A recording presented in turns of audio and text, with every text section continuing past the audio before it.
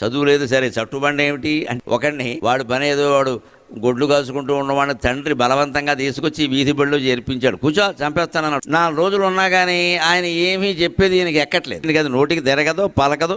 తండ్రి బలవంతంగా చేర్చాడు. వీడు ఎప్పుడు పారిపోదామని వీడు చూస్తున్నాడు. చూస్తూ వీడు ఏం చేశాడు, కింద చూశాడు. ఈ నాపరాయి ఉంది. ఈ నాపరాయికి మధ్యలో సిమెంట్ అతుకోటి ఉంటుంది, లేకపోతే మరి ఉండవుగా పక్క. అది చూశాడు. వీడికి ఒక ఐడియా వచ్చింది. ఒక ఐడియా జీవితాన్ని మార్చేస్తుందని మర్నాడు ఓ మేక తెచ్చుకున్నాడు. అక్కడి నుంచి నాపరాయికి మధ్యలో ఉండే సిమెంట్ అతుకుని గీకడం మొదలెట్టాడు. అలా మొత్తం వదులయ్యాక ఒకరోజు శుభ్రంగా యస్య జ్ఞానదయా సింధో అనగానే గోడ దూకితే అదే సందో అని పరిగెట్టాడు. నీ సంస్కృతం గోల ఎవడికి కావాలయ్య బాబు, నువ్వు ఒత్తులు అంటావు, మాకేవి బాలకవు. తర్వాత గురువుగారు అడిగారు, ఎరా చట్టు అంటే విద్యార్థి, అందుకే విద్యార్థి కూర్చునే నాపరాయన చట్టుబండ అనేవు. అంటే వీడు వెళ్ళిపోయాడు, బాగానే ఉంది. గురువుగారు అన్నాడు, ఒరే ఆ చట్టేడురా అన్నాడు. చట్టు లేదు, చదువు లేదు, చట్టు బండా లేదు సార్ అన్నాడు. వీడు వెళ్ళేటప్పుడు ఆ బండ పట్టుకుపోయి. అప్పుడు వచ్చింది చదువు లేదు, చట్టు బండా లేదు.